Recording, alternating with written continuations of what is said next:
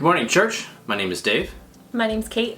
We are excited to be back. I'm actually thrilled. When they asked us to do another devotional, I think the words were the most capable and handsome and experienced married couple in the church. So it made sense that we were selected for this. So we're excited to be here again. Baby, what do you think? I'm thrilled. I'm excited. So we are going to be in another very common piece of scripture. We're going to turn to the letter to Ephesus, known as Ephesians, chapter 5. We're going to be in 21 through about 28-ish. This is a favorite passage of everybody's. Submit to one another out of reverence for Christ. I just want to stop there and say it's so easy to skip this and jump to verse 22, where it says, "Wives, submit yourselves to your own husbands as you do to the Lord." Verse 21 is so important, and I think we've really learned that a lot. Again, we've been in quarantine for 3 months. We've been working from home, just a few feet away. So having to have two people with two different work schedules now colliding, having to work with each other and each other's needs has been really interesting. What do you think? Oh yeah, we touched on this in our last video, but just a huge transition going from seeing each other for a few hours every day to literally 24/7. Yeah, it's been nonstop. It's been great, but it has required some growth, and we're really appreciative for this time to grow together. I know for me, when I would get home, I work downtown, and when I would come home, I would just need space from the commute and just kind of time to myself to decompress. But before I would take that time when I would get home, I'd always check in with Kait and be like, "Hey, do you mind if I jump on the computer or play a quick game or watch a couple videos?" Not because I felt like I needed permission to do it, because we're both adults and we can make our own decisions, but it was out of respect for Kait, and if she needed help with dinner or cleaning something or just needed some time to talk herself, obviously she would tell me, and she has before. But it's just the respect and submitting myself to her for her benefits and her needs, just like Christ submitted himself to us when he gave his life. I think it's been hugely important, and it's helped reduce a lot of conflict. Not that we've been fighting all the time, but it just reduces any sort of ambiguity or any hidden needs or desires we've had for ourselves selfishly, just by asking the question like, "Hey, do you mind?" And we've actually had an interesting life circumstance come through on Kait's end. I'd love for you to kind of talk about it and how this relates to submission.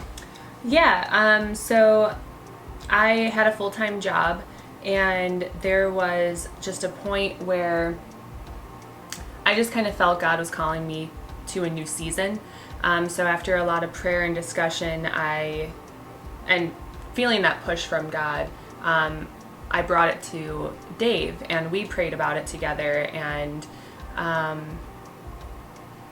after he gave me his support, it almost felt like, oh, I got his permission to leave my current work situation, but it wasn't getting permission from you. It was that was just another door opening in God's plan for us, I feel like, and it was out of respect and love that I went to Dave with this situation, because we work as one unit, so all of my decisions and actions directly impact him.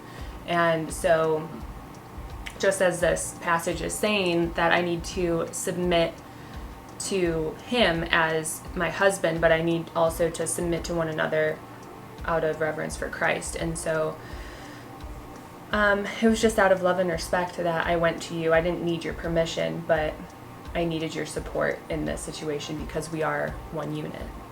Yeah, exactly. I think the word submit or submission has a negative connotation, and in the first verse is submit to one each other out of reverence for Christ. And if you scroll down a little bit, if you're on your phones or if you're in the old-fashioned Bible, you look down a little bit, it talks about husbands loving your wives just as Christ loved the church and gave himself up for her. So when we have these decisions, it's not about submitting or me having control over Kait or vice versa.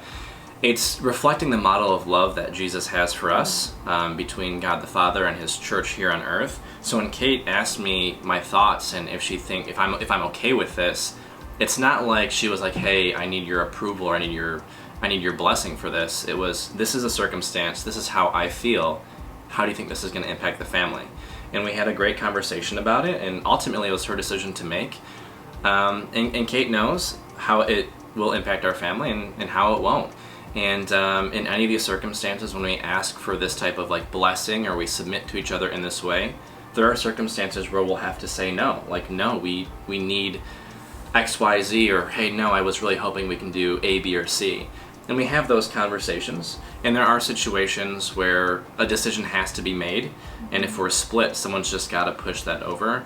But again, it's going to be out of love. And I know this is true for Kait, but I would never make her do or say anything she doesn't want to do if it's not for the benefit of God's glory or for our family. So this has been an awesome passage, an awesome growing time for us. And it's just like what we talked about in Corinthians last time. This is a passage that we've all heard, we've all known, we've all memorized, but it's just gotten a whole new light and meaning, especially in our first year together.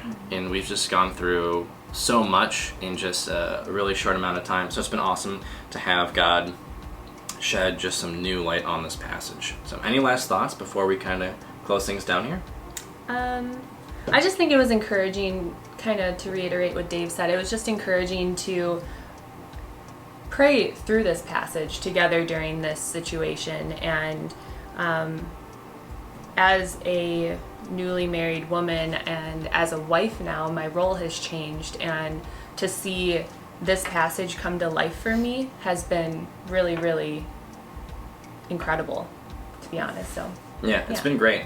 So one thing I want to close on is never, ever, ever skip verse 21 in chapter 5. Right. Submit to one another out of reverence for Christ. And if we jump to verse 25, husbands, love your wives, just as Christ loved the church and gave himself up for her, to make her holy, cleansing her by the washing with water through the word, and present her to himself as a radiant church, without stain or wrinkle or any other blemish, holy and blameless. Husbands, love your wives as Christ loved the church. That's so important. There are going to be times where, as the leaders of the family, us men are going to have to make some decisions, but it has to be out of love and with the sole intention of making our wives holier for Christ. And if there's any sort of greed or selfishness, we're doing it wrong. So submit to one another, love each other, love the Lord, and just have a great week. Stay safe, and I'm sure we'll see you soon. Take care.